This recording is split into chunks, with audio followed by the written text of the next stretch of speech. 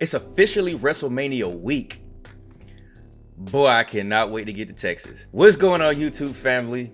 Welcome back to the channel. On this channel, we discuss all things wrestling, from reactions, education, documentaries, 2K gameplay, all of that. We cover it all. As you know, everybody is pretty much 100% on Cody Rhodes is back in the WWE in preparation for whenever he's going to make his debut, hopefully against Seth Rollins.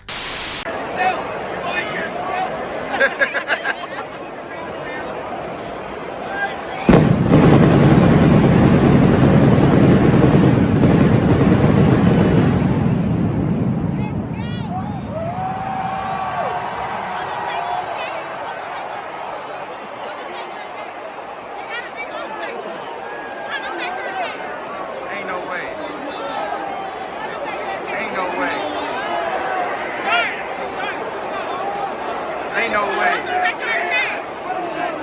Oh, he's killing me.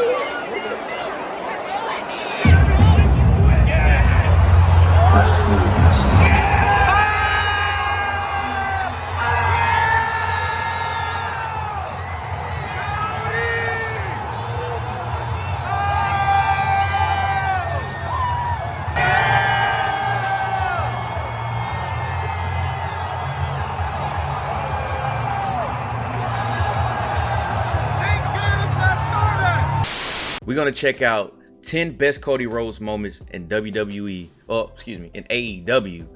And this is from partsFUNknown. They do a very, very great job at, doing wrestling compilations or wrestling videos. If you are not subbed to them, please go show them some love. Give them a sub. I'm really interested to see what all moments he has on here. I have a couple in mind. I don't know. This was, I think, for about a month ago. So I wonder if they have that spot with him going through the flaming table. They definitely have to have when he took the sledgehammer to the King of Kings throne. They have to have that. I'm trying to think of some other ones, but I don't want to guess too many of them. But let's go ahead and get to it because I'm excited about this one.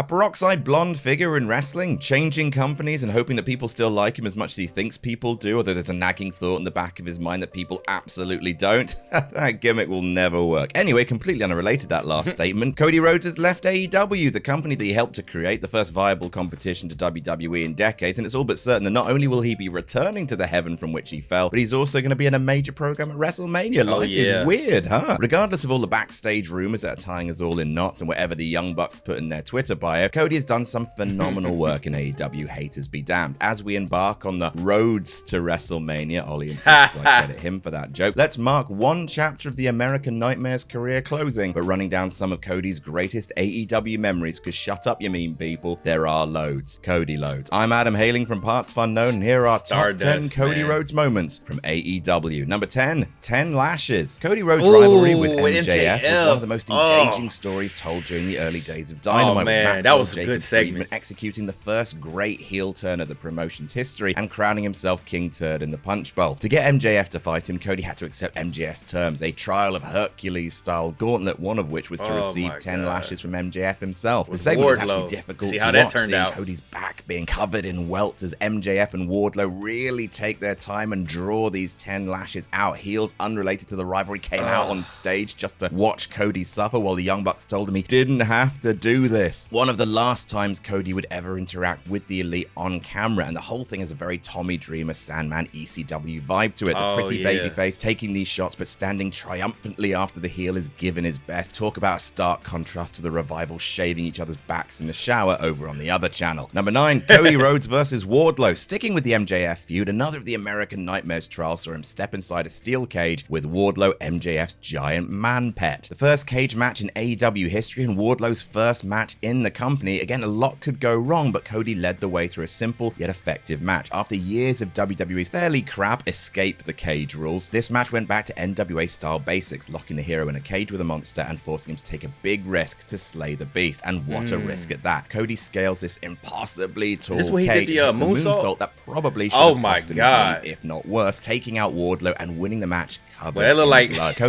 It looked like Perk Angle.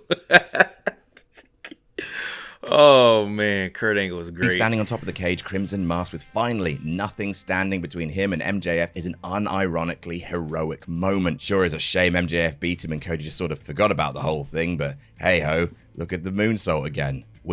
Number 8, Cody Crossbody Shaq. Feels surreal to try and remember that at the peak of pandemic wrestling, Cody Rhodes wrestled Papa John's Papa John, Shaquille O'Neal, on AEW I remember Dynamite. seeing this. I didn't watch Big it, Show though. must have been just a saddest panda watching this, checking his phone and seeing his repeated requests for a Shaq match being left on red. After months of trash talk between Rhodes, Shaq, Randy, Red Velvet, and Jade Cargill, Cody and Red Velvet finally took on Shaq and Jade on the 3rd of March episode of Dynamite 2021. The match was absolutely incredible. A good thing since this was Jade's first match and Shaq was more well known for stuffed crust and athleticism. Dang, that started off this the ended undefeated up being one of streak. the best celebrity wrestling matches ever, capped off by that. Cody crossbodying Shaq off the apron through a table as Jade got the win. I mean, who amongst you has gone to put Shaquille O'Neal through a table? Not me. Maybe Pete, though. I think Pete has. Number 7, the flaming table. That just fucking sucks, huh, Cody? The poor lad would jump off anything or through anything, and the fans would cheer him that's just crazy, once. man. And you people wouldn't even give him that. To be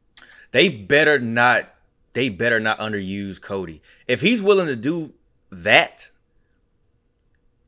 you have it. You can do a lot with Cody in the main picture, like for a title run.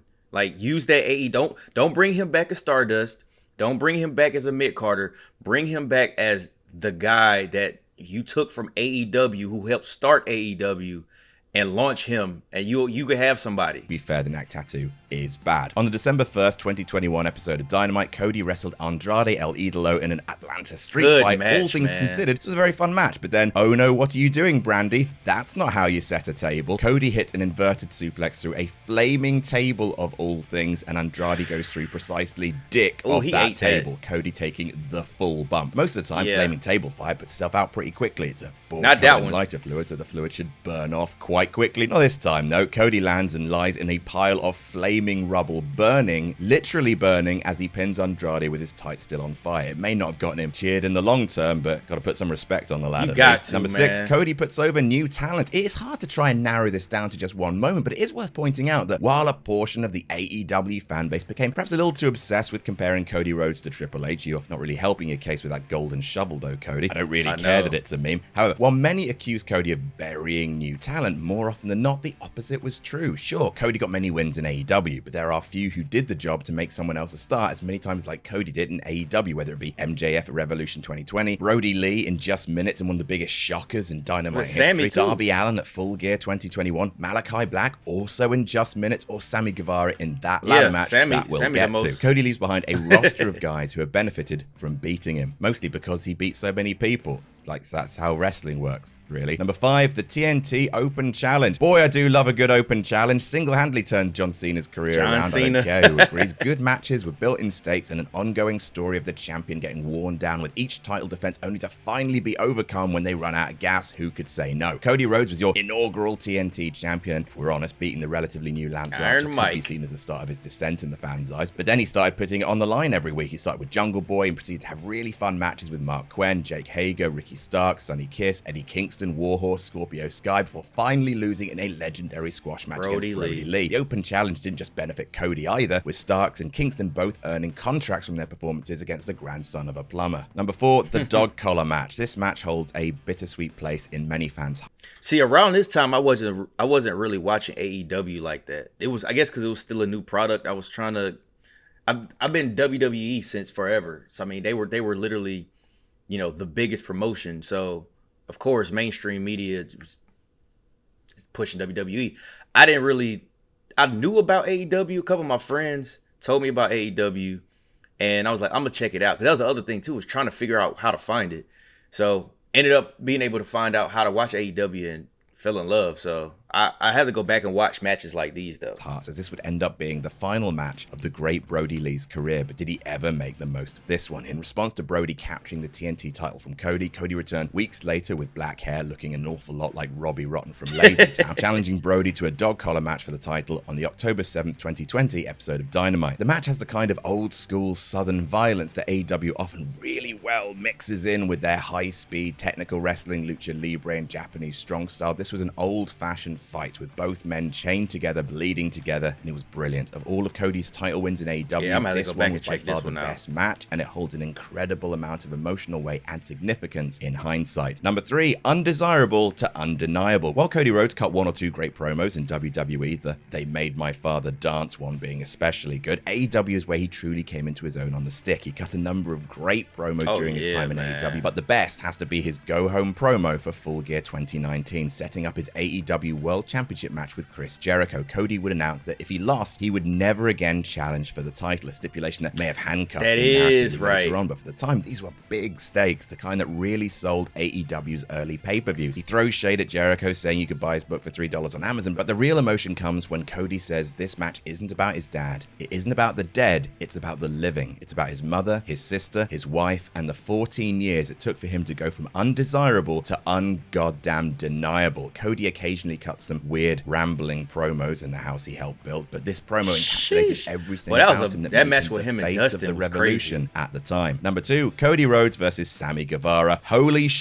What a ladder match, though. Cody Rhodes may have lost that babyface shine he had early in his AEW run, but there is no denying that he elevated his in-ring ability greatly during his time in the promotion, perfectly illustrated by what will come to be known as his final match under the AEW flag. For now. For his swan song, Cody put on one of the best ladder matches ever with Sami Guevara to determine the undisputed TNT champion. Singles ladder matches are very difficult to pull off because the time spent selling usually needs to be cut dramatically to ensure the match doesn't grind to a halt. It's easier with multiple people because you can just lay there after taking the best cutter off a ladder spot ever. Genuinely, this spot almost out TLC2's TLC2. Cody and Sami destroyed themselves. I don't know. I mean, yeah, I guess if you look at it from an unbiased, like you strip away the emotional attachment to that moment with Edge and Jeff Hardy, that was a tough spot, and it looked good.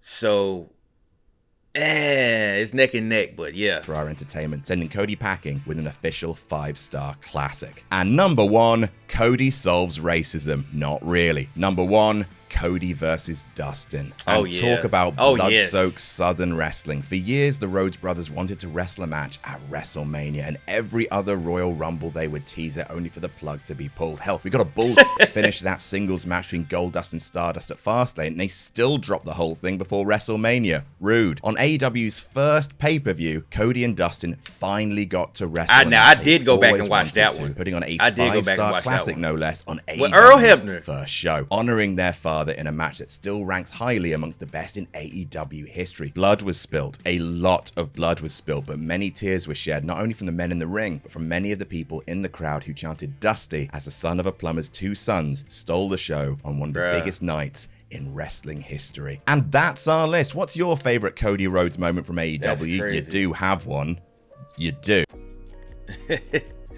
That's crazy, man. Yeah, that's a pretty good list. Like I said, some of them I haven't seen because I wasn't watching AEW at the time, but definitely that's one match that I did go back and watch. Dustin and Cody, that I had to go back and watch that one.